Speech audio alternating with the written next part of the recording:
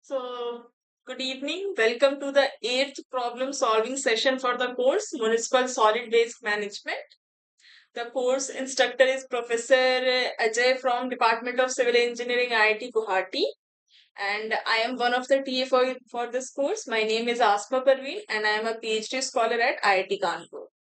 So, until now, we have seen about municipal solid waste definition, various collection of the municipal solid waste. Then we have seen various processing of the waste, which included the physical processing, chemical processing. We have seen incineration, gasification, pyrolysis, and then we have seen biological transformation, in which we have studied about composting. Now, this week is about another biological process, that is anaerobic digestion. So, previous last 2 weeks were about composting, which is a aerobic process, and this week, that is week 8, is about anaerobic digestion. So, let me share my screen.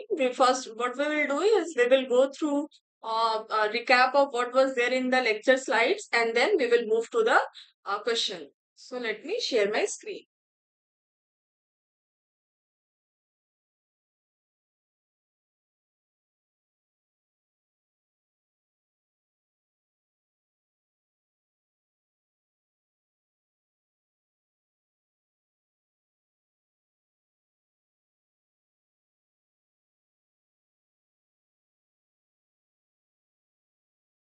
So there are three lectures in this week. So all three lectures are about anaerobic digestion. So the very first lecture is about definition of what is anaerobic digestion, what are the stages in anaerobic digestion, and what are the factors which affect the anaerobic digestion.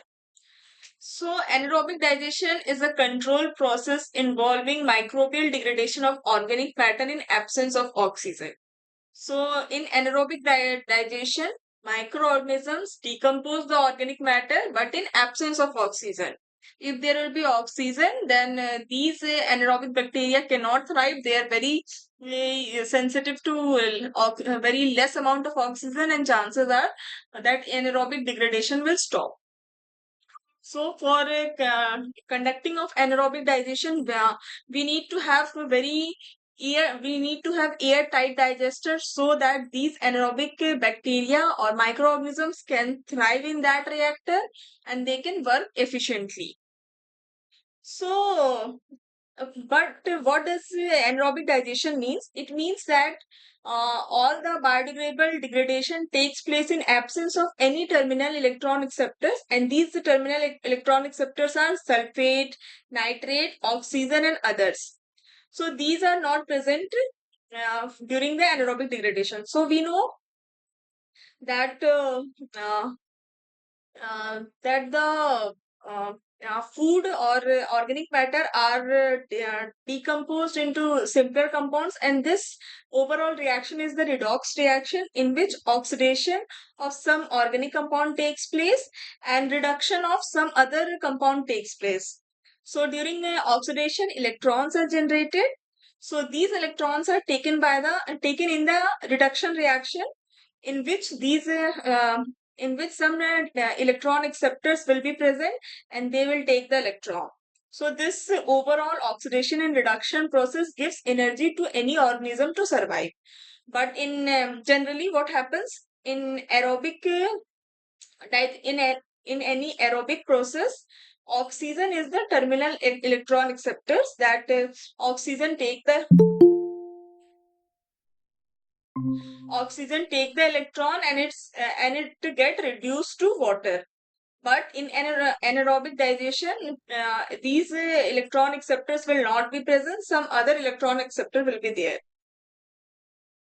So, anaerobic digestion consists of a number of complex biochemical reactions carried out by several types of microorganisms that survive in oxygen-free conditions. During this process, biogas is produced, which is mainly composed of methane and carbon dioxide as major gases, and there will be trace amount of hydrogen sulfide, nitrogen, hydrogen, and water vapor.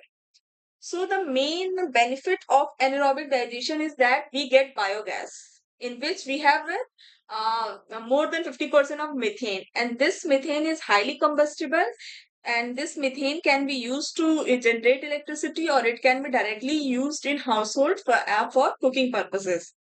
So the major benefit of anaerobic digestion is that we can get very high calorific value gas because it has methane and CO2. Also, uh, other benefit of anaerobic digestion is that during the anaerobic digestion process, the overall volume of the waste get reduced to more than 90%. So if we are feeding 10 gram of the solid waste, then 90% will be decomposed and we will only get uh, uh, 1 gram of the solid product at the end. So overall volume reduction is also very good in anaerobic digestion. And the material which is left after anaerobic digestion is called as digestate, and it is very rich in nutrients because these anaerobic bacteria, their growth rate is very slow. So they will take whatever carbon source is present in the waste, but the nutrients like nitrogen and phosphorus, these will not be required at as much as that required by the aerobic bacteria. That's why the nutrient concentration in the digested will be very high as compared to the aerobic degradation. And this digestate, it will be in the form of slurry. So this is a wet mixture which can be separated into solid and liquid fraction. So this liquid fraction will also have very high concentration of nutrients, and solid fraction will also have good concentration of nutrients. So both of these can be used And if it is not, if these solid and liquid products are not toxic, they pass the TCLP, that is TCLP is a toxicity characteristic leaching procedure test. This is done to classify the waste as hazardous or not. If a material passes TCLP, then it means it is non-hazardous. So after doing TCLP test and after conducting various experiments to see whether this material is toxic for the plant growth, and if it is not toxic, then that can be applied in the agriculture field because it is good, very good source of nutrients. So anaerobic digestion gives two things. First is it produces biogas, which can be used to generate electricity, or it can be used for cooking purposes, or it can be used in industries. And the second thing is that with anaerobic digestion, the overall volume reduction is nearly 90% of the waste. So here we can see that organic matter is fed in the digester. We get biogas, which we can use to generate heat, which can be eventually used to generate electricity.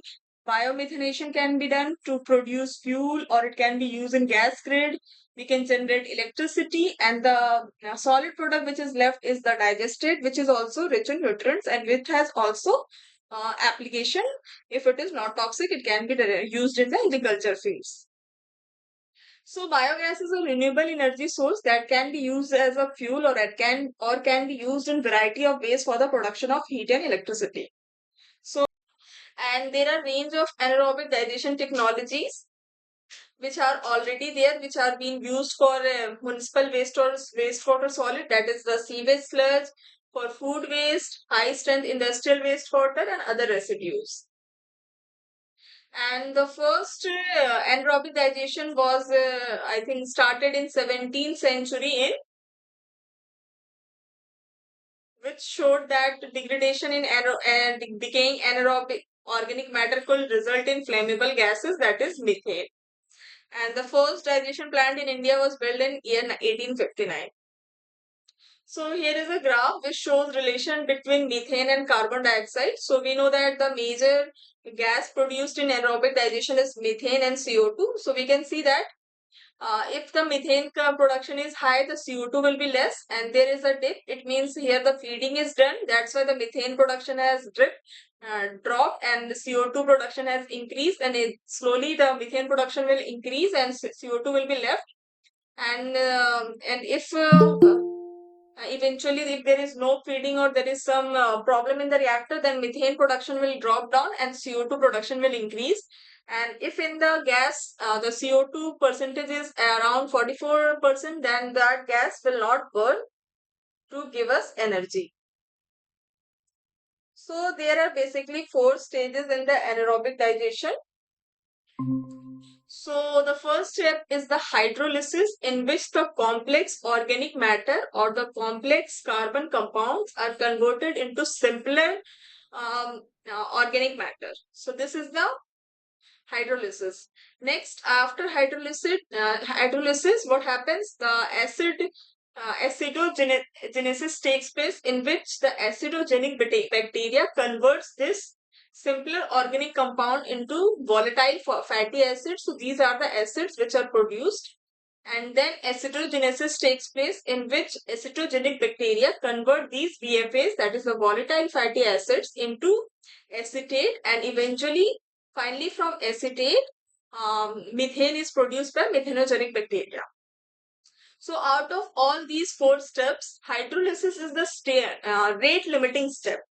So rate limiting step in any reaction will be the step which is slowest of all the steps. So hydrolysis is the slowest process because in hydrolysis very complex organic matter are to be hydrolyzed to simpler one. So this is the rate limiting step.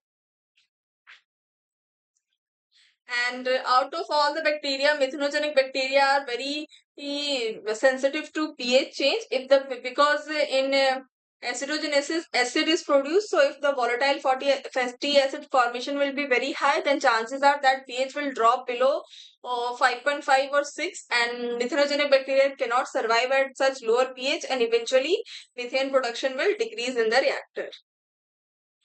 So here the overall roles of microbes are shown, that biomass is converted into these acids by acidogenic bacteria, and there is another pathway in which the biomass by hydrolysis can be directly converted into acetic acid. And then the another step is estrogenic bacteria, which convert these BFAs into acetic acid and hydrogen and CO2. And these acetic acid will be converted into biogas, that is methane and CO2, by methanogenic bacteria. So COD balance is that nearly 90% is converted into biogas and only 10% comes out as a solid product, which is the sludge, and which is very good which has very good nutrient concentration. So each step in the anaerobic digestion is discussed separately. So first is the hydrolysis. So in this step, insoluble complex organic materials such as protein, polysaccharides, and fats are converted into soluble monomers such as peptides, fatty acids, and saccharides. So all these proteins, polysaccharides, and fats, these are complex organic compounds which are converted into soluble monomers so that microorganisms in the anaerobic digester can feed on these soluble monomers. So we know that microorganisms like bacteria and fungi, they take their food from in the form of in liquid form, because there is some semi-permeable membranes in the bacteria and fungi which take the food in the in the liquid form from the outside. So it is very, very important to convert the protein, polysaccharides, and other organic matter into soluble form. So hydrolysis is a slow process, and this stage is the rate limiting stage in the anaerobic digestion process. So we can see that some complex organic matter through hydrolysis is converted into glucose or some other molecule, which will be taken by the acidogenesis bacteria to produce acids. So here we can see that proteins and carbohydrate will be converted into amino acid and sugar, and fats will be converted into fatty acid, and then acidogenesis will take place, in which amino acids, sugar, and fatty acids will be converted into intermediate acids like propionic acid, butyric acid. So in this process, hydrolyzed products are converted into simple molecules with a low molecular weight, such as volatile fatty acids, that is acetic acid, propionic acid, butyric acid, valeric acid, and isovaleric acid. Along with acids, alcohol, aldehydes, and certain gases will be produced. So this stage is affected by a diverse group of bacteria which are capable to bring the pH inside the digester to 4. Since in acidogenesis, lot of acid production is taking place because all the organic matter are getting converted into some form of the acid. Because of that, the pH in the digester can reduce uh, to 4, which can be very harmful for the methanogenic bacteria to thrive, and eventually methane biogas production can stop in the reactor. So the overall biochemical reaction is they shown that some form of sugar is converted into acetic acid by acid formers, and this acetic acid will further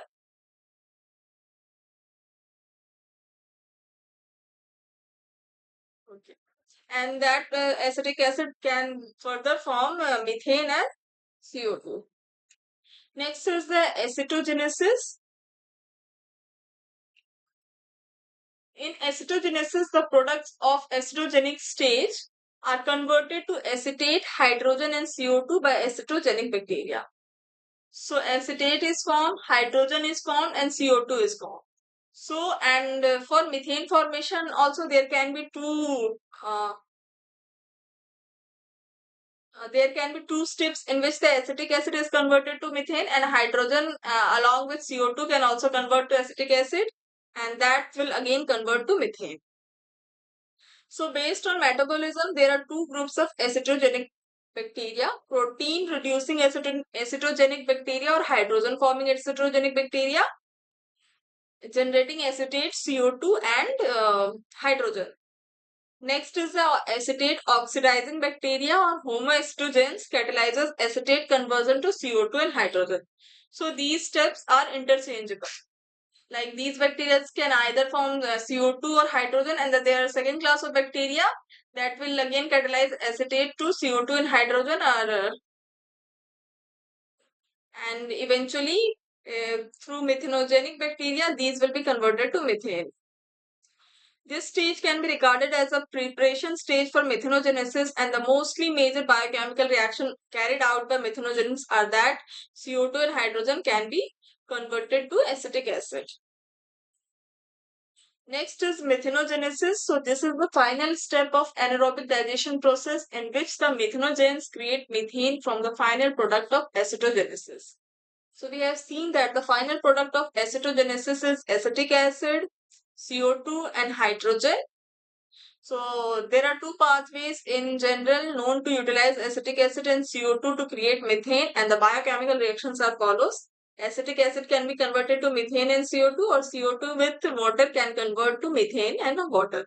So this is the minor pathway. The majority of the methane is produced by the first reaction. So these are the four steps, that is hydrolysis, acetogenesis and methanogenesis. These four steps takes place during the anaerobic digestion of any waste or substrate. Now let's see what are the factors which affect the anaerobic digestion process. So first is the temperature. So till now we have known that higher the temperature, more will be the activity of the microorganisms, that more microorganisms will be produced and faster will be the degradation step. So temperature parameter plays a major role in physical and chemical properties of substrate which affect the thermodynamic and kinetic reaction inside an anaerobic reactor. So basically with increase in temperature, the kinetics of the microbes increases, and eventually the time required to degrade that waste can be reduced. So anaerobic process can occur in a wide range of temperature, which can be less than 20 degrees centigrade, or it can be in the mesophilic range of 20 to 45 degrees centigrade, or it can be thermophilic range, in the thermophilic range, which can be greater than 45 degrees centigrade. So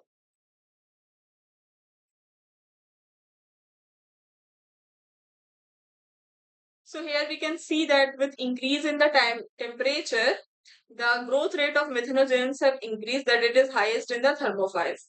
And rate of reaction doubles for every 10-degree rise in temperature up to an optimum temperature, of after which rate declines rapidly. So there is certain maximum temperature up to which these microbes grow very efficiently, and the degradation process is very fast. But after a certain temperature, these microbes itself cannot survive, and there can be some inhibitory products which are produced at higher temperature, and eventually the reaction rate declines. And for every 10 degrees centigrade rise in temperature, the rate of reaction doubles. So thermophilic temperature range generally has several effects over the lower ranges. Some positive effects are increase in hydrolyzed soluble product, which make them more accessible to organism. So the hydrolysis is much better in thermophilic temperature range, that is between 20 to 45 degrees centigrade. And as we know, hydrolysis is the rate limiting step. So if hydrolysis will be more efficient, then eventually the digestion process will be more efficient. Increased reaction kinetics in both chemical and biological process, shortening the reaction time, and hence the HRT will of the reactor will be reduced. So if the reaction kinetics will be faster, then lesser or lower hydraulic retention time will be required for the degradation of the waste. Next is it improves the physico-chemical properties of the soluble substrate. But there are some negative effects. That first is that it increases the fraction of free ammonia, which is inhibitory to microorganisms. And the ammonia inhibition could disturb the whole anaerobic digestion process dynamics and may hamper the quality of the gases. Reactor stability reduces, high accumulation of VFAs occur which affect the growth rate of methanogens, and the effluent quality reduces and toxicity increases for certain type of substrate. So there are chances that a large amount of volatile fatty acids will be produced that will lower the pH, and it can be toxic for the methanogens. And also there can be chances of that large amount of ammonia is produced, which is inhibitory for the anaerobic microbes. So the advantages. So this was for thermophilic temperature range that is greater than 45 degrees centigrade. Next is about mesophilic temperature range, which lies between 20 to 45 degrees centigrade. Here the process stability is better, and there is better richness in anaerobic bacteria as compared to the thermophilic temperature range. But since the temperature is lower here, the biogas yield in comparison to thermophilic anaerobic digestion process is lesser. So there can be different temperature for the four steps. Optimum temperature range can be hydrolysis can be done in the thermophilic range, because previously we have in the previous slide we have seen that hydrolysis is better in the thermophilic range, but VFAs or ammonia production can be very high, and that can be have inhibitory effect for methanogen. So methanogenesis can be done in mesophilic range, but various other factors also need to be ascertained. So there can be two different reactors. One can be for hydrolysis and the other can be methanogenesis. So different temperature can be maintained, and the overall yield, biogas yield will be good as compared to single reactor. Also, I have seen that too high temperature cannot be good. So too high temperature may cause the metabolic rate to decline due to degradation of enzymes which are critical to the life of the cell. So very high temperature is also not good for the growth of the microbes. Next very important parameter is the pH.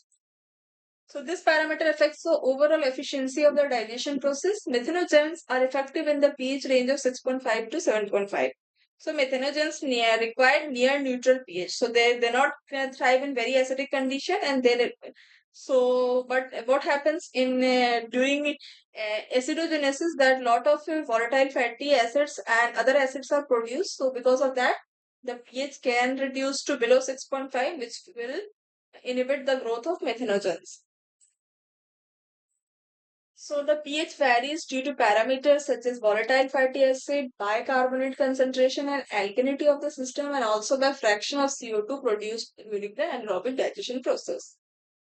To maintain a constant pH value, it is essential to control the relationship between VFA and bicarbonate concentration, thus maintaining the buffering capacity of the biogas digester. So to mitigate this pH effect, the buffering capacity in the digester should be very good. Like if there is lot of production of VFAs and acid, there should be bicarbonates which can neutralize this acid, and they can increase the pH to neutral pH so that methanogens can survive. One of the risks for digestive failure can be related to the excessive accumulation of volatile fatty acids in the biogas digester. And the acidogenic bacteria flourishes, lowering the pH to less than 5, inhibiting the growth of methanogens. pH greater than 8 proves to be toxic to most anaerobes, which inhibit biological function of the anaerobic digestion process. So we cannot lower the pH less than 5, and we cannot increase the pH to more than 8, because at lower pH methanogens cannot survive, and at pH greater than 8 most of the anaerobes have inhibitory effects. So we need to maintain the pH between this. So there are two main operational methods which are done for correcting the lowered pH in a digester tank. So the first approach can be that we can stop the feeding of the raw waste, so that the pH can the volatile fatty acid production will be reduced, and slowly the pH will increase to acceptable level of at least 6.8, and eventually the methogenic population will grow. The second approach is that we can add some chemicals to raise the pH. We can add some alkaline compounds so that pH can be increased and provide additional buffer. The benefit with chemical addition is that the pH can be stabilized immediately, and the performance of the reactor can be brought back to the original condition very fast. So here a table is given which shows that the activity of methanogenic bacteria is highest in the pH range of 6.8 to 7.2. So this is the pH range which is very good for the growth of methanogenic bacteria. Next factor is the buffering capacity or the alkalinity in the reactor. So anaerobic digestion process has its own buffering capacity against pH drop due to production of alkalinity during anaerobic digestion. Example, degradation of protein present in any substance releases ammonia which react with carbon dioxide to produce ammonium carbonate, and this ammonium carbonate will increase the alkalinity in the system. So there is a overall process which is already there in the reactor to increase the alkalinity. But sometimes there can be chance that due to excessive feeding or due to some other reasons, the pH can drop, and the natural alkalinity present in the reactor will not be able to increase the pH. And also degradation of salt or fatty acid. It can also produce alkalinity. Here we can see that sodium hydrogen carbonate is produced, which will also contribute to alkalinity and will increase it. Sulfate and sulfide reaction, like we can see that acetate ion has reacted with sulfate to produce bicarbonate, which will also again increase the alkalinity.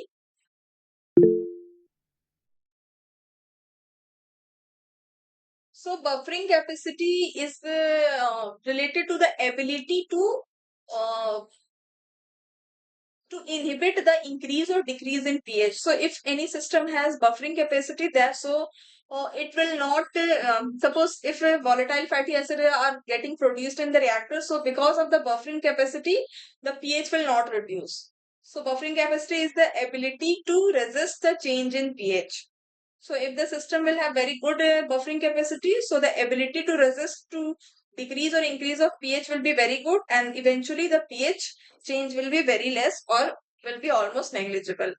So eventually, so if the pH will not drop or increase, so the methanogens can survive and the biogas production will be good.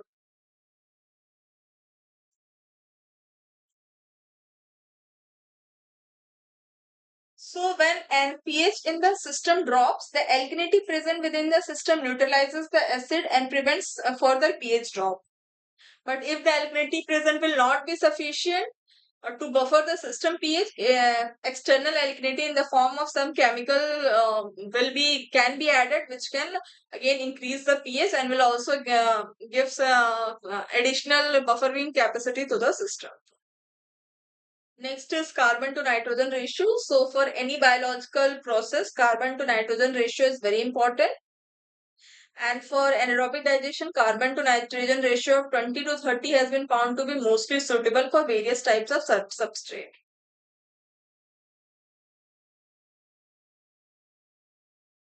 So nitrogen is the major nutrient required for growth of microbes and synthesis of amino acid and proteins, which in turn converts into ammonia, a buffering compound for the neutralization of acidification process. So we know that nitrogen is required for the synthesis of proteins, and also ammonia will be produced. And in previous slide we have seen that through ammonia, ammonium bicarbonate can be produced, which have very good buffering capacity. But if the nitrogen content is low, microbial population remains less, and it might take longer duration to digest the available carbon present in the substrate. And if the nitrogen content is high, then excess nitrogen leads to production of too much ammonia, which inhibits the anaerobic process.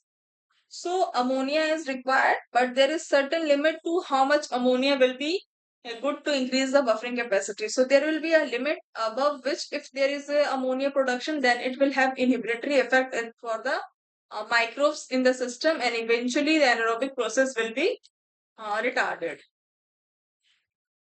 And we know that the energy source for the microbes is carbon, and nitrogen controls the microbial population. So the carbon to nitrogen ratio plays an important role for effective anaerobic digestion.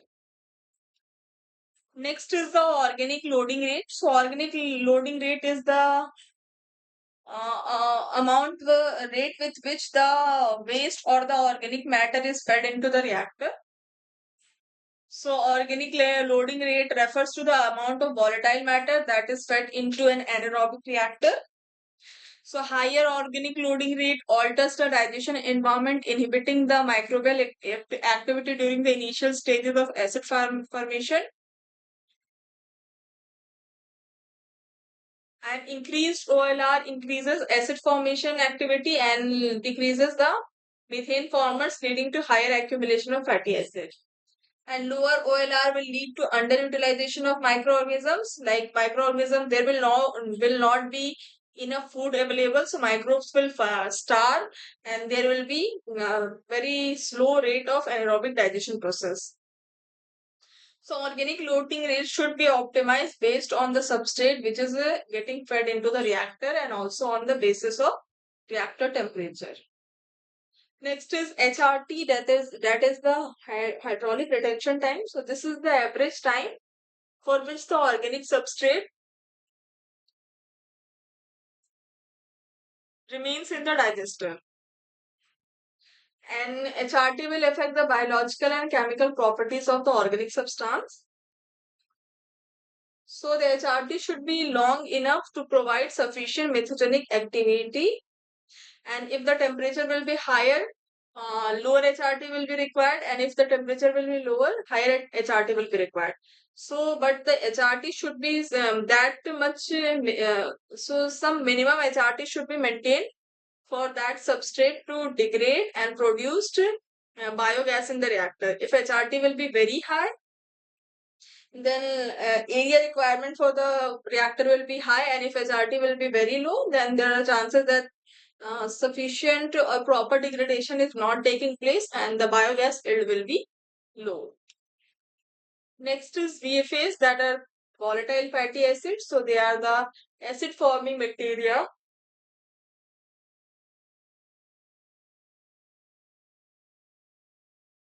So VFAs are produced by acid forming bacteria, and the accumulation of VFAs can affect the anaerobic digestion by lowering the pH and suppressing the methanogens, because methanogens are very sensitive to pH. They cannot survive in pH less than 6.5. So if the pH will be very less, then survival of methanogens will be very difficult. So during acidogenesis process, two VFAs, that is acetic acid and butyric acid, are known to favor the methane formation, because we have seen that acetic acid is converted into methane. And out of these two acids, acetic acid and butyric acid, acetic acid contributes to nearly 70% of the total methane form. So 30% is produced from butyric acid and the rest is produced from the acetic acid. And not only butyric acid, propionic, valeric, isobutyric and isovaleric acid. So these all contribute and produce remaining 30% of the methane. And VFA concentration is a good indicator for monitoring performance of the anaerobic digestion process, that is the activity of the acetogenic and methanogenic bacteria. So if the VFA's formation will be very high, then again pH will be less and methanogens will be, its methanogenic bacteria growth will be inhibited. And if the VFA's production is very less, then again the biogas yield will not be very high, or it will be less, because sufficient food for methanogenic bacteria is not present, and eventually the biogas yield will be low. So here a relationship between volatile fatty acids and alkalinity is shown. So here we can see that alkalinity is high and VFA's concentration is low. So this reactor has very good buffering capacity. Even if the VFA concentration will increase to this, then the alkalinity already present in reactor will counter it, and the pH will not reduce to lesser than 6.5. So let us consider three different situations, A, B and C. So in A we can see that alkalinity, VFAs are increasing, but there is good alkalinity present in the reactor. So the overall pH will be more than 6.8. Next, in case B, we can see that alkalinity is reducing and VFA production is increasing. But in this situation also, the alkalinity is sufficient to maintain the pH to more than 6.8 or nearly 6.8. But in condition C, we can see that VFA production has increased and alkalinity has dropped. And here we can see that the overall pH has dropped below 6.8. So here the buffering capacity of the reactor is not sufficient to counter the VFAs produced, and eventually the pH will decrease, and eventually the methanogenic growth will be inhibited. So again, for methane production, we can see that initially CO2 will be less and methane will be high, and as feeding will be done, methane will decrease and CO2 will increase. And here we can see that methane production will be good until and unless the pH is at 6.8, and in the case C, methane production will drop because here the pH has dropped to below 6.8. That's why the methanogenic activity will be inhibited and methane production will decrease and CO2 production will increase.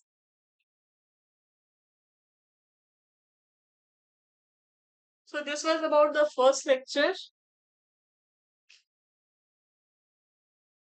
So let's move to the second one.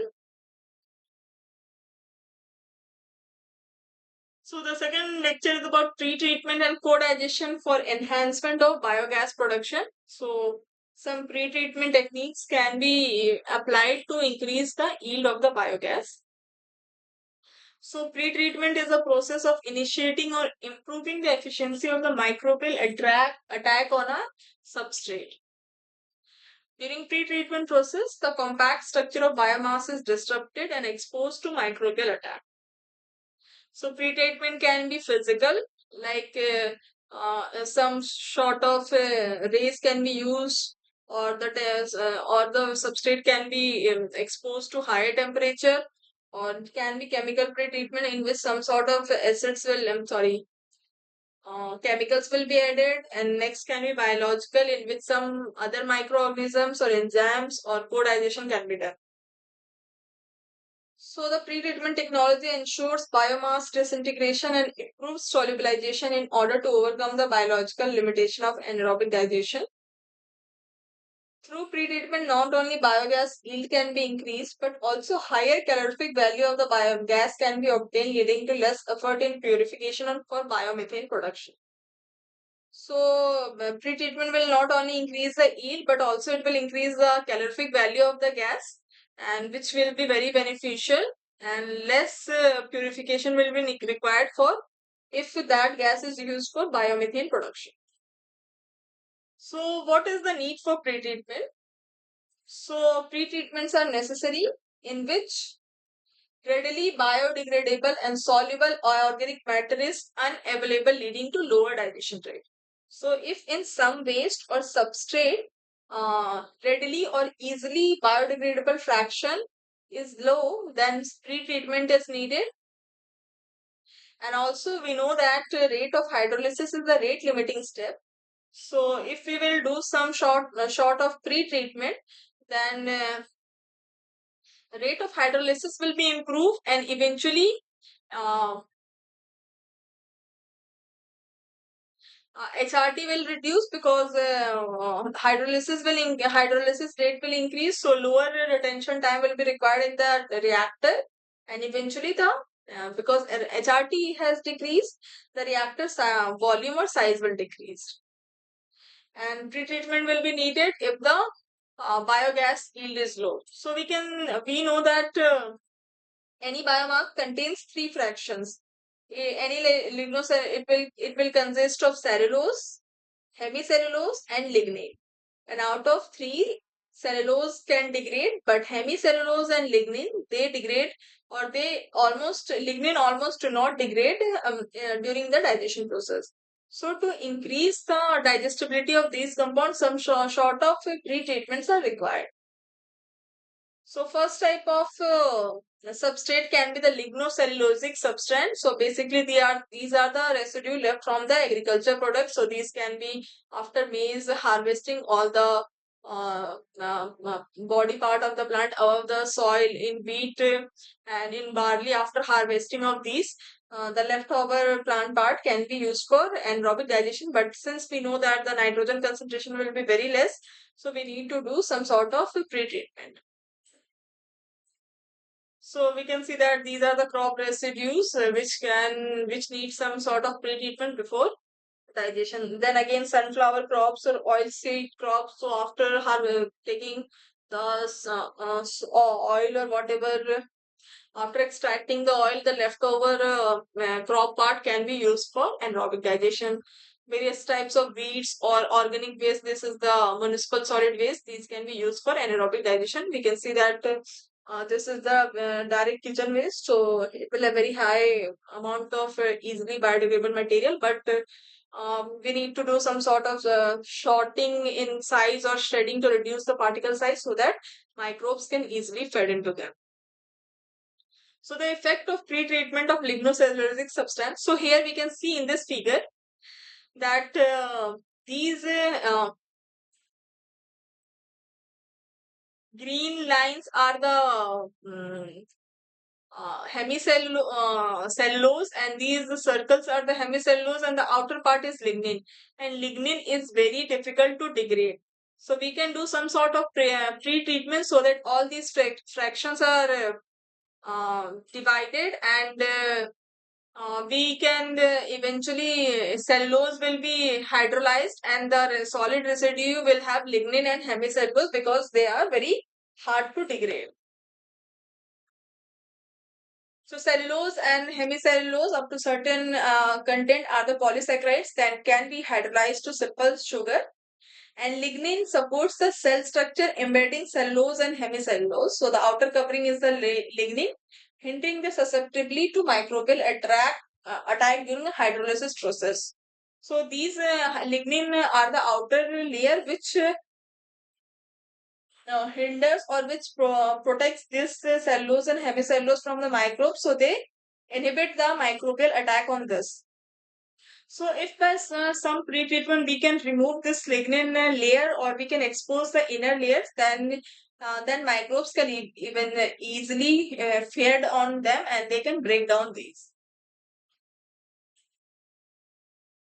So the pre-treatment can break the lignin layer, making the biomass more susceptible to the microbes.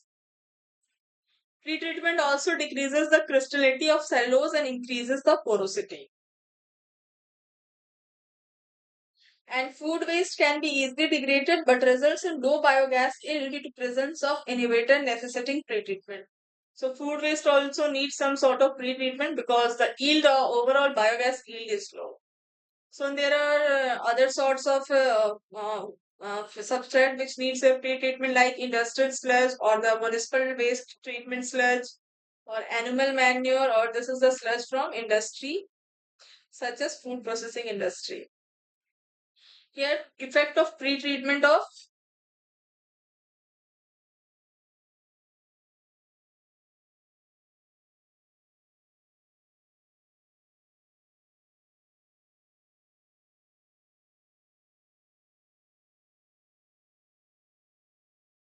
in the slides I'm stuck. Okay. Effect of pre-treatment of sludge biomass. So the sludge biomass from wastewater treatment plants have very high organic content.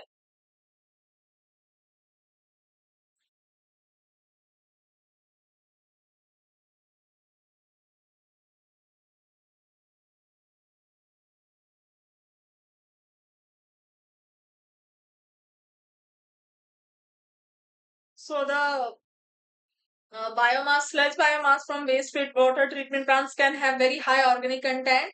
Contain the volatile matter content it can be more than 60%. So secondary wastewater sludge. So what happens in wastewater treatment plants, especially in municipal wastewater treatment plants? For secondary treatment, some sort of biological process is used, like a activated sludge process, in which the biomass present in the biomass and along with the biomass in the sludge fed on the wastewater eat all the organic compounds and reduces the BOD and COD of the wastewater. Some sort of aeration is also done to for the because we know that in activated sludge process aerobic bacteria are there, so they need oxygen to feed on these organic compounds, so aeration is also done. Also, we can use some sort of anaerobic treatment process like USP, that is the upflow anaerobic sludge bracket reactors. In these, the microbes feed in the organic matter, and eventually the microbes biomass increases, and the wastewater is where organic carbon present in the wastewater is removed, and VOD and CO2 decreases. But what happens that these microbes are supported by the extracellular cellular polymer substances which are excreted by the microbes only. And these extracellular polymeric substances, they act as a barrier for attack of microbes to degrade them. So the secondary sludge from the municipal sewage treatment plant are difficult to digest as compared to the primary sludge, which do not have such microbes. So these EPS are the major fraction and binding major fraction of organic fraction, and they have binding mechanism. So they have very good binding mechanism, and the overall and they determine the overall digestibility of the activated sludge. So that's why the secondary sludge is more difficult to digest as compared to the primary sludge. So that's why, since the sludge microbes have this complex binding, that's why some sort of reagent is required. So the reagent which is added is the pentone reagent, which deflocculates over this and separates the EPS and the microbes. So what happened? The pentone reagent is added, and these microbes and EPS were already coagulated into each other. So these can be deflocculated and can be eventually separated, and finally the microbes present in the anaerobic digester, the digester can feed on these food particles and can eventually produce biogas. That's why the hydrolysis step is a rate limiting step for this type of biomass, and the degree of degradation is not very high. There is only 30 to 35 CO2 reduction in the conventional anaerobic sludge treatment. So some sort of pre-treatment is required. So pre-treatment of the sludge structures the cell wall of sludge flock structure and facilitates release of intracellular matter into aqueous phase, involving improving biodegradability with lower retention time and higher biogas yield. Next is the microalgae. So microalgae are very good in nutrients, especially nitrogen content of microalgae is very high. So these microalgae, these are fed into the anaerobic digesters, and biogas production from the microalgae can be done, and energy, that is methane, can be produced by degradation of the microalgae. So what happens in microalgae? There is rigid algal cell wall. So we need to disturb this cell wall so that the easily degradable organic matter will be available for the microbes to feed. The microalgae algal cell envelope is made of thick and hard layer composed of complex proteins and carbohydrates with more mechanical power and high chemical resistance, resulting the effect of the attack of the biopolymers by methanogen bacteria during anaerobic digestion. So these thick walls around the macroalgae are very hard to be attacked by the methanogenic bacteria. That's why pre-treatment improves the liquefaction process by biopolymer release enhancement and leads to the solubilization of the organic fraction. So here the cell wall has been collapsed, and the inner material can easily solubilize, and eventually they can be degraded. So the pre-treatment will increase the biogas yield, but it should not be. It should be done at mild condition to prevent the excessive sugar degradation. So the different type of pre-treatment are: first is the mechanical pre-treatment, in which we can do some sort of size reduction. So it will size reduction will increase the specific surface area. It will enhance the enzyme degradation rate. So some sort of mechanical pre-treatments are like we can use some shredders or meals, or we can do ultrasonic treatment. So ultrasonic rays are given to the sludge or some other substrate for the separation of solid and liquid fractions, and they helped in anaerobic digestion. So these are different types of, this is a shredder for pre-treatment. Next, we can do thermal pre-treatment, in which the substrate is exposed to some temperature more than 100 degrees centigrade. Like it can be exposed to high temperature in autoclave, or it can be kept in oven, or it can be exposed to microwave rays, or it can be kept in hot water bath. So in lignocellulosic substrate, the presence of heat in water disrupts the hydrogen bond that hold together crystalline cellulose and lignocellulosic complexes, causing the biomass to swell.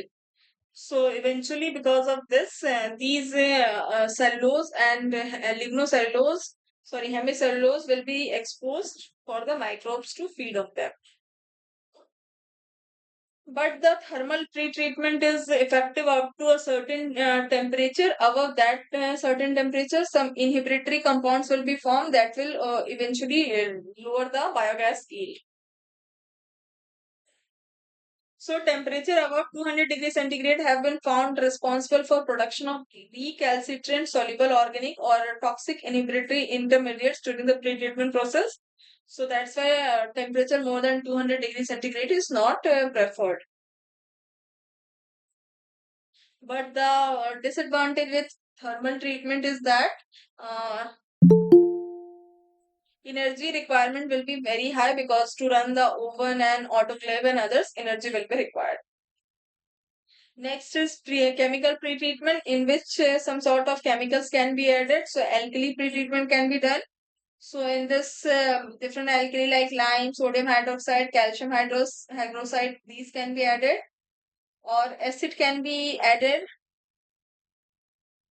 So acid does not disrupt the lignin, but it breaks down hemicellulose and disrupts ether bond between lignin and hemicellulose. That's why, because of the breakage of this bond, hemicellulose can be exposed to microbes. Next, we can use some oxidative pre-treatment, like we can use H2O2 or ozone. But there is some disadvantage that too much of oxidative compounds will increase the proportion of CO2 in the biogas, so that so eventually the doses has to be optimized for these chemicals. Next, when we can do some biological treatment, in which we can use some microbial agents like bacteria, fungi, or we can also add additionally some enzymes which will help in the overall degradation process. And we know that microbes break the complex organic matter by taking, and for each step, some sort of enzyme is required. So, to break the organic compound, we can add enzyme externally, so that that process can be done effectively. So biological pre-treatment with microbial agents lead to increase of nearly 90% in biogas yield as compared to non-biological process. So this has been taken from a paper where the biological pre-treatment increased the biogas yield to nearly 30%. So it can be done by directly applying the microbes, or it can be done by the enzymes which are extracted from the microbes, and these enzymes act as catalysts during biological degradation. Of course, since this biological pretreatment, they are not that much energy intensive as compared to the thermal pretreatment. And we know that for a particular type sort of reaction, only a particular type of enzyme is required. So they are they have very high selectivity. So, and also they do not have any inhibitory byproducts. So these are very effective. But the disadvantage is cost and complexity of formation of formulating the optimum biological agent mixture. So this is the drawback. So there can be two types of biological pre-treatment. First can be anaerobic microbial treatment, or next can be aerobic microbial treatment. in which some aerobic microorganisms will be added to increase the hydrolysis rate. So again, we can have fungal treatment in which fungi can be added, and we know that that fungi can degrade the lignocellulosic substrate at faster rate as compared to bacteria, or also we can add some sort of enzymes in the reactor.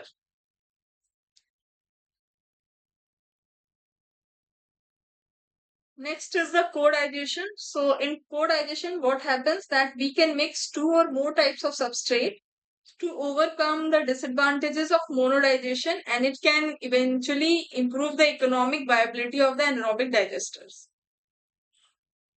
So we can mix some lignocellulosic biomass, like some agriculture byproduct like wheat straw or something, with kitchen waste, or we can be mix the sludge with lignocellulosic biomass. So these will increase the overall proper performance of the anaerobic digestion process.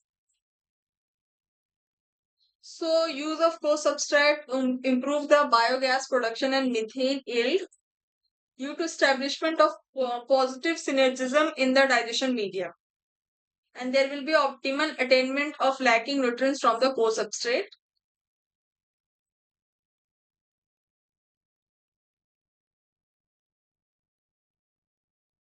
And co-digestion of different feedstock with animal manure can increase biogas production from 25% to 400% compared to the monodigestion.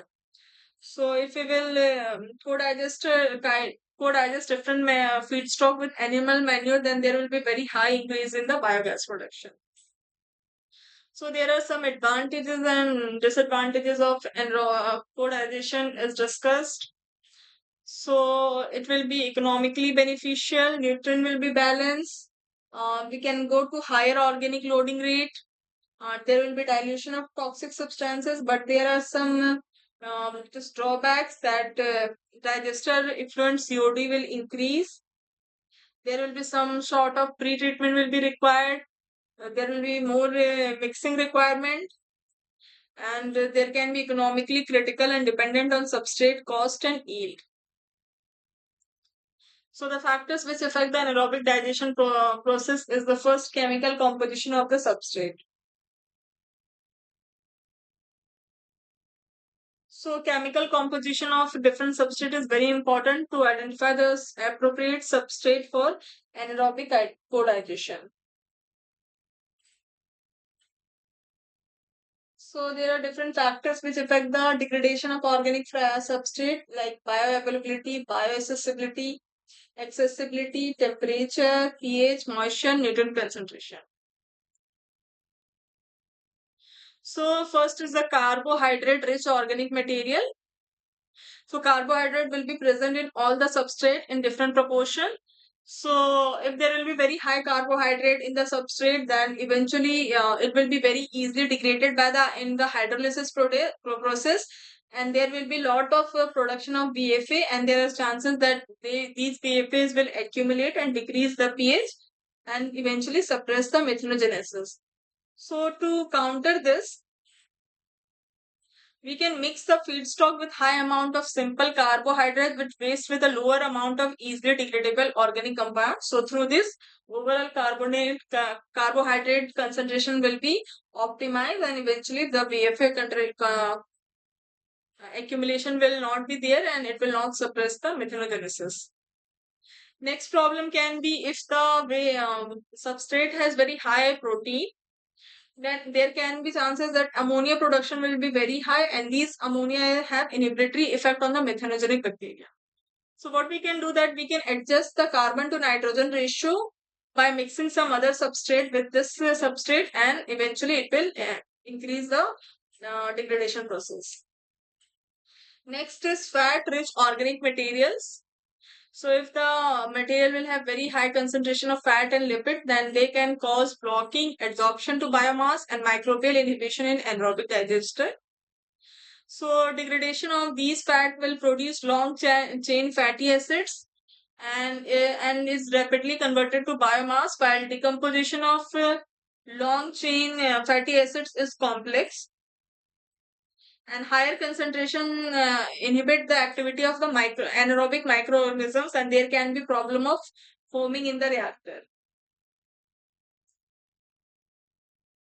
So we can mix carbonate rich material with the fat rich materials like carbonate. So there will be mixing of slowly degradable and fast degradable materials. So there will be overall nutrition balance and microorganism enrichment, and it will reduce the accumulation of inhibitory compounds in the reactor. Next is temperature, like some optimum temperature is required. So co-digestion process with a high concentration of ammonia is unstable in the thermophilic temperature range. So that's why the temperature should be optimized. Next is pH. We know that the optimal pH for micro growth of methanogenic bacteria is between 6.5 to 7.5. So for co-digestion, the pH should be between 6.8 to 7.2. And the change in pH in co-digester is more stable and easier to maintain as compared to the monodigester, in which only single substrate is fed. Next is carbon to nitrogen ratio. So it should be between the range of 20 to 30, which is the optimum carbon to nitrogen ratio. So these are some of the substrate and their carbon to nitrogen ratio is given. So we can mix substance with low carbon and high nitrogen to substance with high carbon and low nitrogen and co-digest them. So last lecture is about different types of digester. So there can be three types of biogas digester. First can be fixed dome type. Next is the floating drum type, and last one is the back type. And also these reactors can be fed in run into continuous mode, in which daily feeding and decanting is done. And next is the batch mode, in which some amount of substrate is added. That substrate is led to digest, degrade, and produce biomass. And after the digestate is removed, next batch of feed is added. So this one is the fixed dome type digester, in which this upper part is fixed. It is made up of concrete, and it was originated in as early as 1936, and it is also known as Janta model in India. And the modification of this which came in India is the Dinbandhu model. So we can see here. So these are typically used for digestion of animal manure, that is cow dung and other animals waste and agriculture waste. So this is the Janta module, and this is the Dinbandhu module, in which this if this outlet gate was height was increased so that someone can go inside, and if there was some leakage in that, they can inspect, and these can be sorted out. And generally these reactors are made below the earth, below the ground level, so that the temperature can be maintained. So these are the image of the fixed dome type biogas digester. So it has very good, like it has very low initial cost, and overall lifespan will be very high because these are generally made of concrete, and construction cost is less and area requirement is less. But it has some disadvantages. But since these reactors are mainly made below the ground level, so if the soil is not very porous, it has some bedrock, then excavation can be very difficult. Next is the floating drum type digester, in which the gas holder is not fixed, rather it floats above this slurry. So if the gas will be produced, then this will shift upwards, and if that gas will be taken out, then this will go below.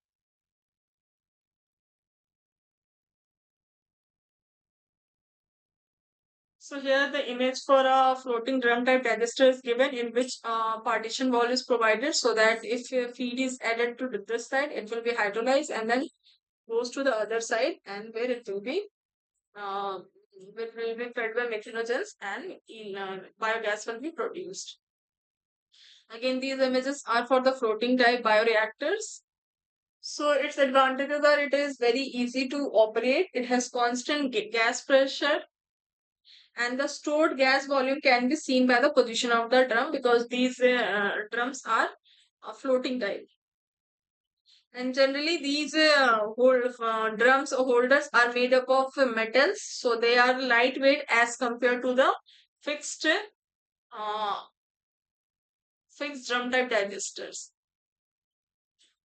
And since it is made up of metal, so to prevent rusting, painting should be carried out regularly, and the lifespan is not that much as compared to the fixed drum type. Next is the bag or balloon type digester. So these are the bags which are made from residues of bauxite smelted in aluminium production plants, and they are very lightweight. And I can show you. So this is the reactor. So this is the reactor. We can see that these are made up of some sort of, and if bauxite is not there, so this can be made from some sort of plastic. And biogas can be fed into these transportable bags, and these bags can be used in household. So these are the biogas pillows. So we can see this, and this is being used to cook food. So the types of digester can be divided into single stage or the multi-stage. In single stage, all the process of hydrolysis, acidogenesis, acetogenesis, and methanogenesis takes place in the single reactor. And in multi-stage reactor, the different stages can take in different reactor. Like here we can see that it is a two-stage biogas reactor in which the hydrolysis and acetogenesis takes place in the first reactor, and the feed and the effluent from this is sent to the second reactor, in which the methanogenesis process takes place. So these are some of the design consideration for a biogas digester based on size. So let's move to the latest slide. So these are the some of the slides based on the research which are being done in IIT Guwahati by Waste Management Research Group. So they have uh, digested different types of substrate like food waste, paper and pulp and paper mill in the sludge. These are some of the weeds. They have also digested rice straw and worked on some of the animal waste like poultry dung, goat dung, or piggery dung, or cow dung. And this is the overall decentralized anaerobic digestion system, which is has been named anaerobic biphase baffle reactor. So this is the reactor here. So this is the overall biogas production.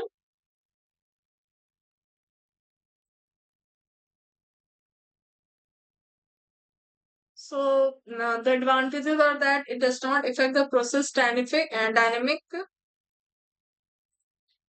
this reactor has a better buffering capacity as compared to the conventional reactor, and there will be lesser accumulation of volatile fatty acids. So again, here the biogas from this 700 liter biogas production from this 700 liter reactor is shown with time, and also a reactor with 1,000 liter capacity uh, has been uh, installed in Mizoram. So let's discuss about some of the Indian scenarios like animal manure, agriculture residues, industrial byproduct, and municipal solid waste. All these are very good substrate for anaerobic digestion. So there can be a household based or community level or large scale biogas plants. So these large scale biogas plants can be used in a sewage treatment plant to digest the sludge after the treatment of the wastewater, or they can be at the outside the city to digest all the waste from the municipal solid waste. So these are some of the companies which produce the commercial digesters and which are available in our country. So this is the trend for the increase in the number of biogas plants with each year from 2008, and we can see this trend like from 15 to 2017, the number of Small scale biogas plants have decreased as compared to 2014. So these are some of the major biogas plants in India using municipal solid waste. So this one is for Lucknow, then Chennai, Vijayawada, and from Ludhiana. And this is for the grids which are connected to the biogas plant, and this is for the non-biogas grids, and all these two are increasing with time. And these are the various initiatives taken by Indian government in the last 30 years. 1981, the first national program for biogas development was launched, and in 1995, the national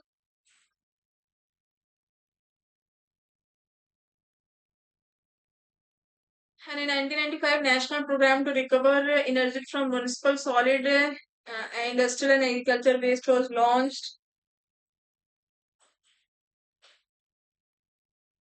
and in 2006 the MP this was the program was to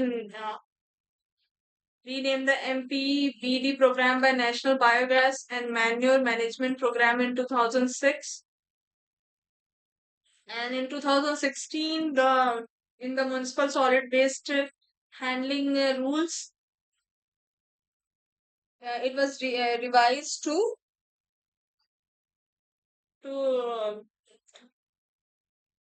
to generate energy from the waste that it can be done by anaerobic digestion since we are getting methane. So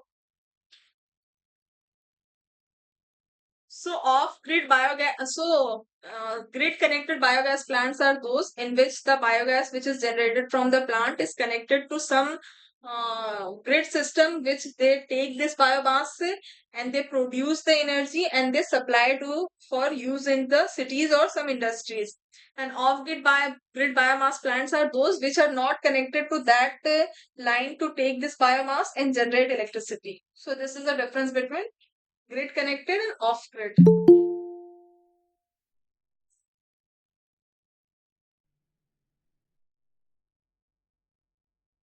So these are some of the stakeholders given, and I think this is the last. So I think we are out of time. So some of the challenges of anaerobic digestion is that no one NIMBY syndrome, that no one want these type of facilities to be located in their backyard. There can be high capital cost for the for making of these reactors. There is no proper standardization available.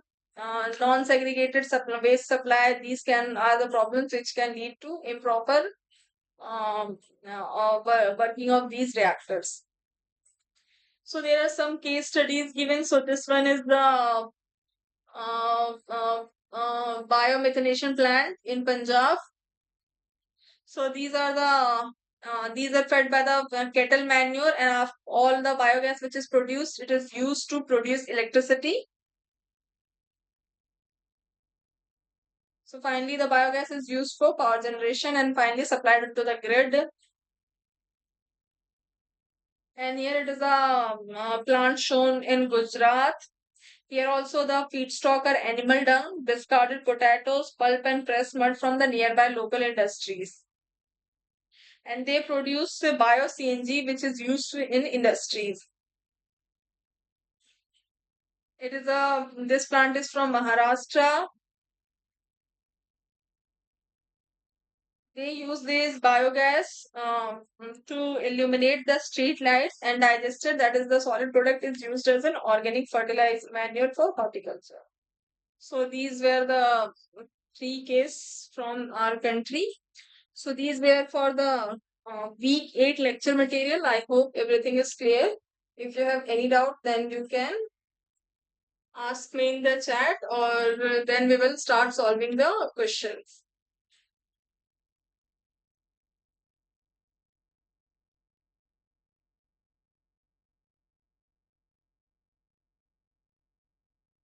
I hope the question about non-biogas grids are clear. If not, then I can explain it again. Can you please comment? Okay. Okay, let me share my screen for the questions.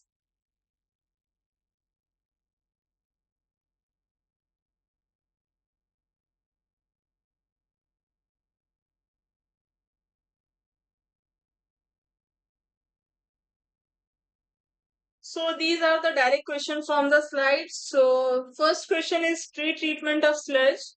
During anaerobic digestion process is done to increase retention time. B. Lower biogas yield. C. Improved biodegradability or increased biogas yield. So there can be more than one options which can be correct. So we have to say the pre-treatment of sludge leads to which of the following advantages which is given. So I'll give you all 2 minutes. Just take your time and write the option in the chat box, and then we will discuss.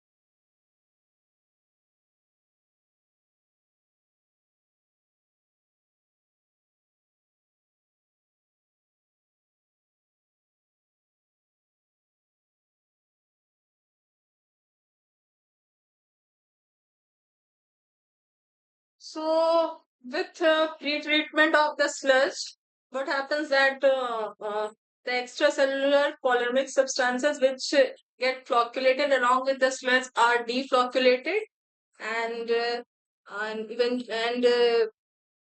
gets and the organic compounds get solubilized in, and that's why the biodegradability of sludge increases and biogas yield increases. So C and D will be the correct answer.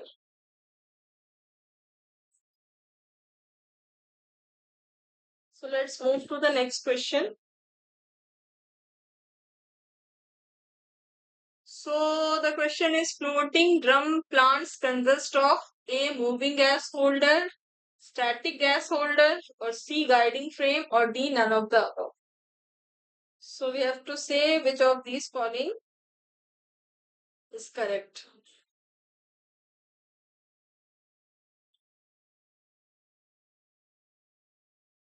So as I have told you, more than one option can be correct for all the questions. So I request you all to please write the option which you think in the chat box, and then we will discuss.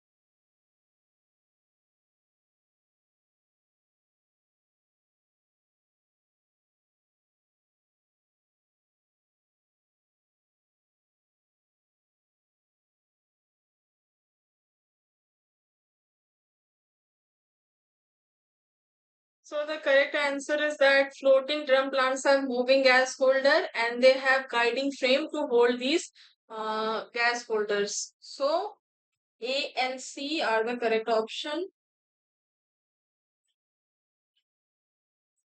So let's move to the next question. What percentage of methane formation is from acetic acid? A up to 50%, B almost 70%, C almost 90%, or D 100%? So I'll give you 2 minutes. Just write your answer in the chat box and then we will discuss.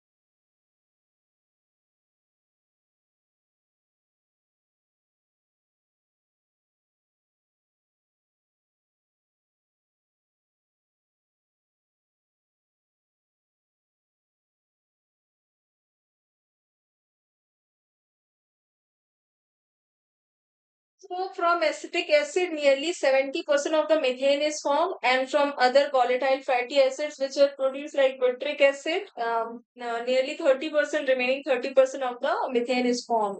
So almost 70% is the correct answer.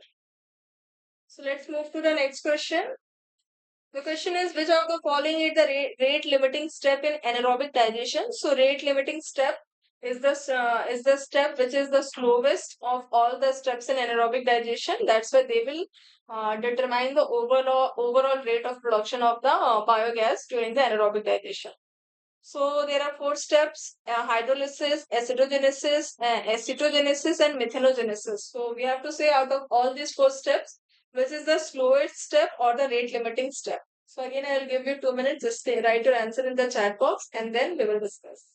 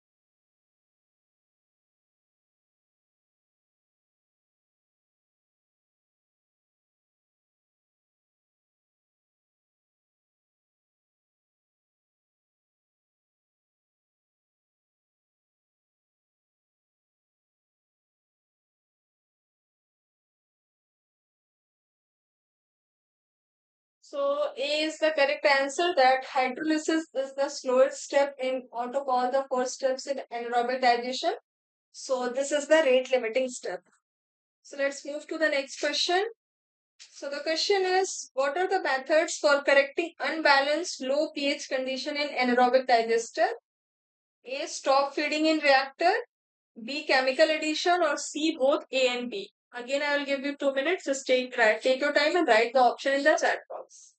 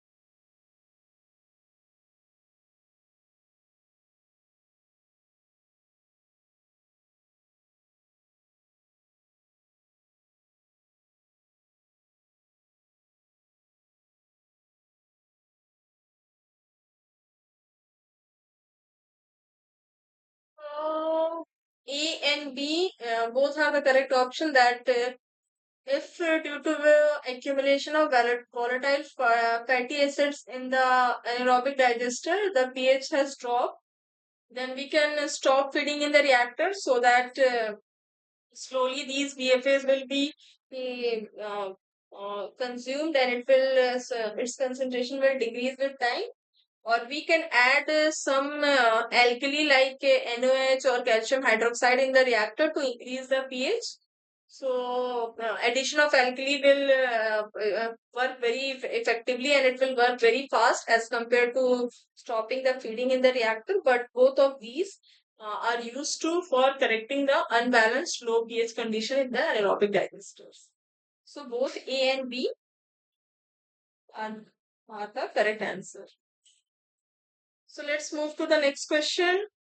The question is, what is the optimum carbon to nitrogen ratio of substrate suitable for anaerobic digestion? A 20 to 30, B 40 to 55, C 10 to 25, or D none of the above?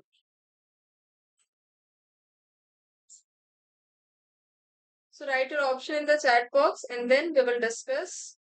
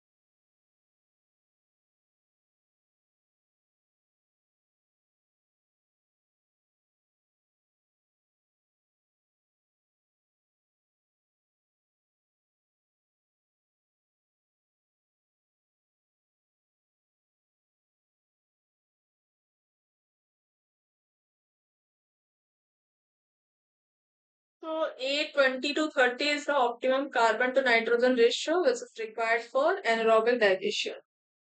So A is the correct answer. So next question is, what are the types of acetogenic bacteria? A protein reducing acetogenic bacteria, or B proton reducing acetogenic bacteria, or B acetate oxidizing bacteria, or C both A and B. So please write your options in the chat box and then we will discuss.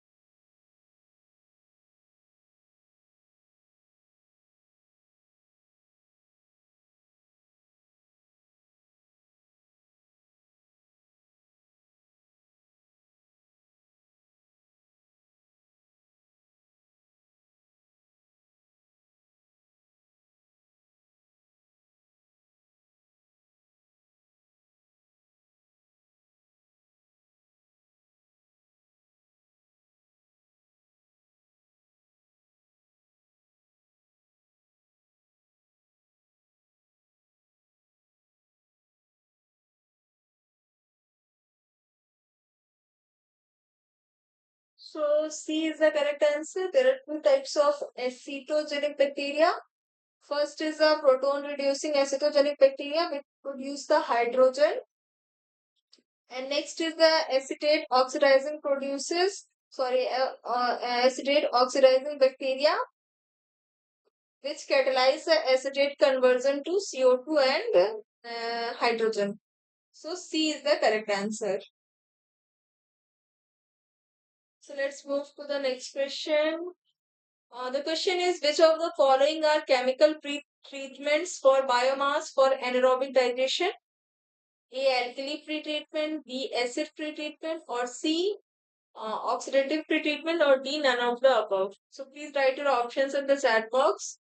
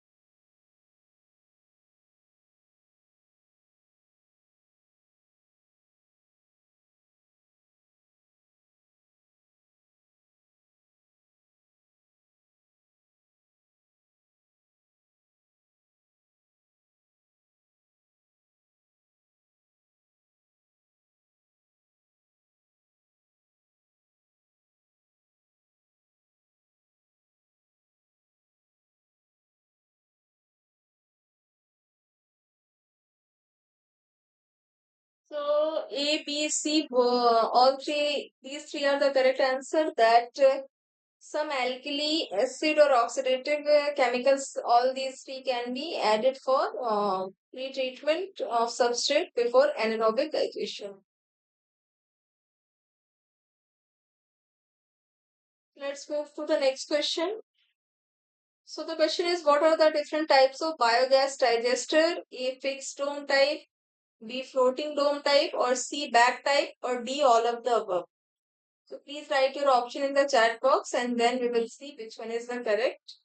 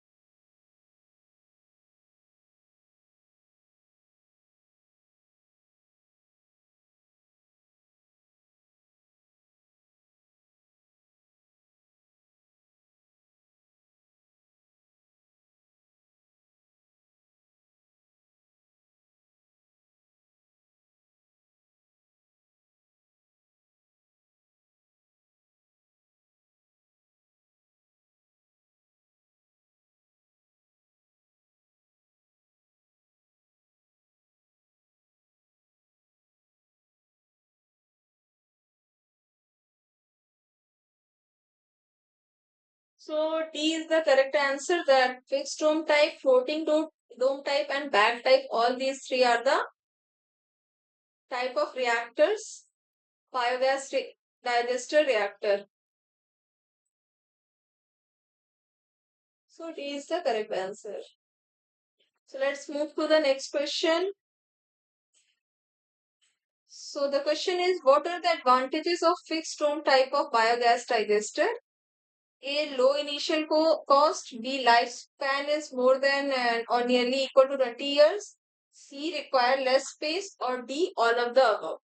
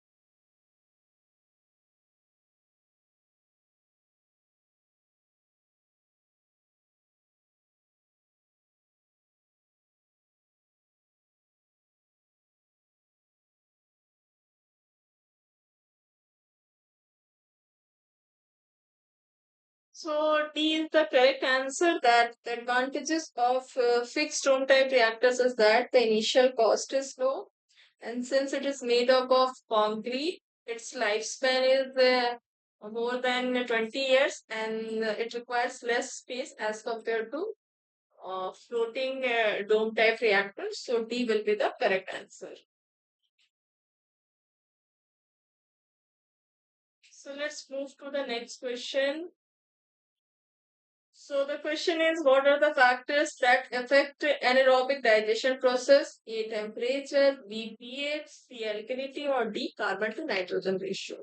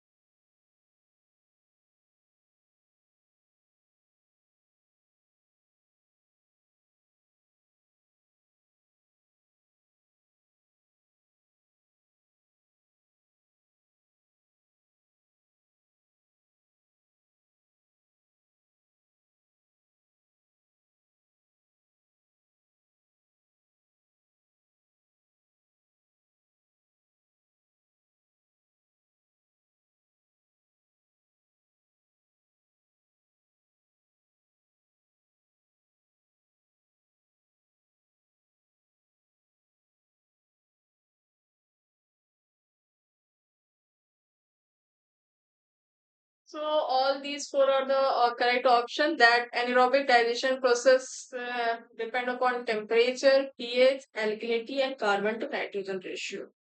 So the pH should be near neutral. It should be around 6.5 to 7.5.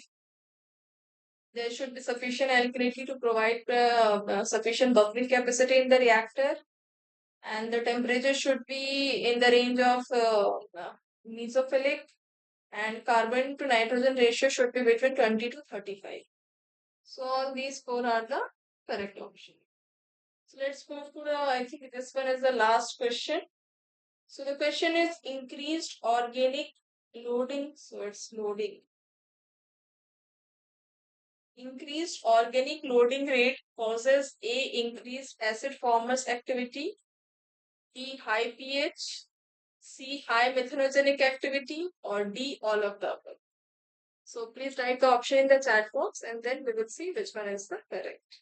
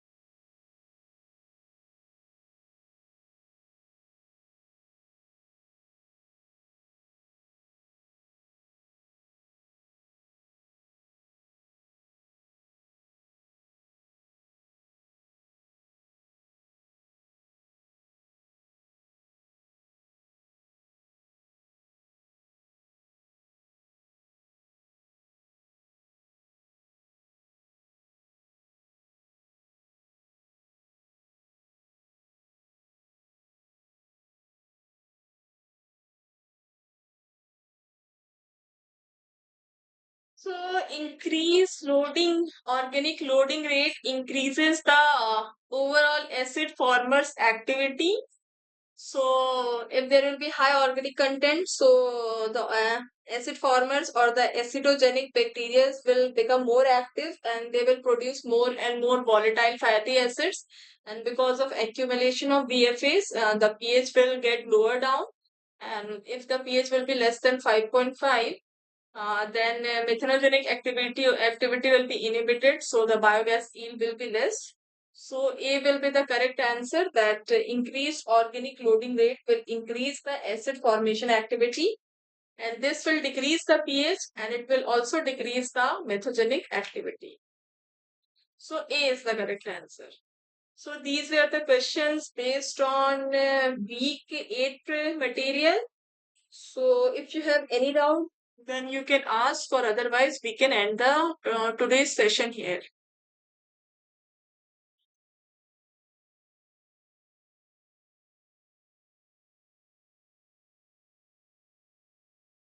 Okay, so I think there is no doubt. So thank you so much for joining. Have a nice day. We will meet on next Saturday from 6 to 8 p.m. Thank you. You can